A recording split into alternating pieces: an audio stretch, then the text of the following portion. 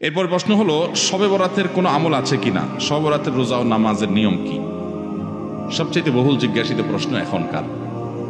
শবে বরাত আসছে, যেটাকে আসলে হাদিসের ভাষ্যে বলা হয়েছে মধ্য শাবানের রাত, শবে বরাত না, এটার হাদিসের ভাষ্যের নাম কি? মধ্য শাবানের রাত। এই মধ্য শাবানের রাত বা মধ্য শাবানের রজনী, এই রাতে যেটাকে আমরা শবে বরাত বলি, এই রাতের নামাজের নিয়ম কি? কয় রাকাত পড়তে হবে, কোন রাকাতে কোন সূরা কতবার পড়তে হবে, এটা বহুল জিজ্ঞাসিত একটা প্রশ্ন।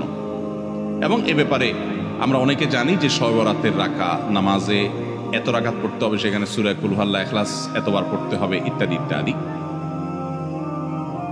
লাইলাতুল কদর ছাড়া অন্য যে সমস্ত রাতের ফজিলত আছে, এর মধ্যে 10টা রাতের কথা আল্লাহ তাআলা শপথ করেছেন, ওয়াল ফাজরি ওয়া লায়ালিন আশর। সে 10টা রাত হলো জিলহজের প্রথম দশক। খবর নেই আমাদের দেশে মানুষের, যে রাতগুলোর শপথ আল্লাহ কোরআনে করছেন কত ফজিলতপূর্ণ, কিন্তু জিলহজের প্রথম দশকের রাতের কোনো বিশেষ ফজিলতের কথা আমরা কয়জনে জানি?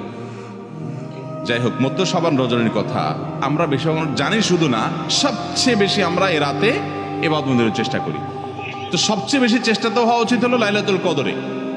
এর পাশাপাশি যদি কেউ মধ্য শাবান রাতে আল্লাহ তাআলার ক্ষমা লাভের চেষ্টা করে, সেটা দর্শনীয় না, সেটা জায়েজ। এই রাতের এতটুকু ফজিলত অবশ্যই প্রমাণিত যে আল্লাহ রাব্বুল আলামিন এই রাতে হিংসুক ছাড়া, মুশরিক ছাড়া বাকি মানুষগুলোকে সাধারণ ক্ষমা ঘোষণা করেন। অতএব এই রাতের একেবারে কোনোই ফজিলত নেই, ব্যাপারটা সেরকম না। বিভিন্ন হাদিসের আলোকে এটুকু অন্তত সাব্যস্ত হয় যে আল্লাহ তাআলা হিংসুক এবং আপনার মুশরিক ছাড়া, মানুষের পিছিয়ে লাগে শত্রুতা, এই মানুষ ছাড়া বাকি মানুষকে মাফ করে। তাহলে মধ্য শাবানের রাত বা যেটাকে শবে বরাত বলছি আমরা, এই রাতের মূল আমলই হলো, এটাকে কেন্দ্র করে মূল আমলই হলো নিজেকে শিরক এবং হিংসা থেকে পরিচ্ছন্ন করা, সাধারণ ক্ষমার উপযুক্ত করা। এটা হলো মূল আমল, বাস। এর বাইরে আপনি ক্ষমা লাভের জন্য যদি চেষ্টা করেন, সেটা কোনো দর্শনীয় বিষয় নয়। তবে এই রাতকে কেন্দ্র করে বিশেষ ফরম্যাটে নামাজ, রাত জেগে, তারপর বিশেষ ফরম্যাটে ইবাদত, এই সূরা এতবার, এই নামাজ এত রাকাত, এরকম কোনো কথা কোরআন হাদিসে বর্ণিত হয়নি। এগুলো আমরা মনগড়া বানিয়ে নিয়েছি।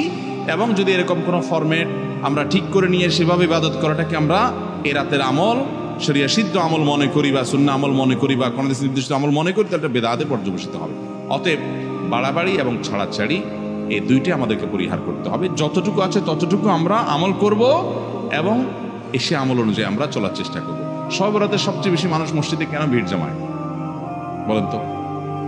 শবে কদর বেশি ফজিলতপূর্ণ না এই রাত? শবে কদর কোনো তুলনা আছে শবে কদরের সাথে কোনোটা? কিন্তু শবে কদরে কি এত মানুষ ইবাদত বন্দেগী করার চেষ্টা করে শবে বরাতে যত করে? কারণ কি? মিষ্টির জন্য বলে, খারাপ বলেন নাই। আমি ছোট, আমার মনে আছে এক মসজিদে সারা রাত শবে বরাতে এরকম দোয়া দরুদ হয়েছে।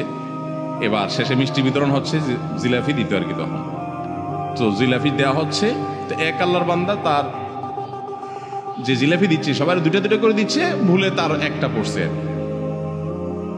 পরে সে জিলাপিটি নিয়ে এসে বাইরে ওই মুয়াজ্জিন বেচারার 14 গোষ্ঠী গালিগালাজ করতে করতে বলতেছে যে সারা রাত বেটা সবচেয়ে বেশি কানলাম আমি, আর দিছে আমার একটা।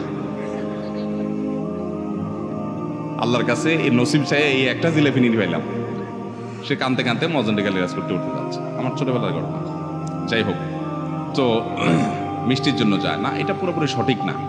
এত অভাব পড়ে না যে সারা রাত মানুষ মসজিদে পড়ে থাকবে একটু মিষ্টির একটা প্যাকেটের জন্য। আমার মনে হয় না। আমার যেটা মনে হয়, সবচেয়ে বেশি মানুষ এ রাতে ইবাদত বন্দেগীর চেষ্টা করে, কারণ মানুষ মনে করে এ রাতে ভাগ্য নির্ধারণ হয়। অতএব এক রাতে ইবাদত বন্দেগী করে যদি সারা বছরেরটা ফাইনাল করে ফেলতে পারি, মন্দ কি?